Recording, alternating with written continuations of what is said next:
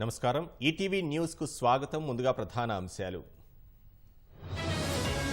బాధ్యతలు చేపట్టిన కేంద్ర మంత్రులు 100 రోజుల ఎజెండాపై దృష్టి ఒడిశా కొత్త సీఎంగా మోహన్ చరణ్ మాఝీ రేపు ప్రమాణ స్వీకారం 3.0లో మోదీ తొలి విదేశీ పర్యటన 13న ఇటలీ వెళ్లనున్న ప్రధాని త్వరలో పార్లమెంట్ సమావేశాలు ఈ నెల 24 నుంచి నిర్వహించే అవకాశం హత్య కేసులో కన్నడ నటుడు అరెస్ట్ దర్శన్ను విచారిస్తున్న పోలీసులు నీట్ పరీక్ష విశ్వసనీయత దెబ్బతింది ఎన్టీఏ జవాబివ్వాలన్న సుప్రీం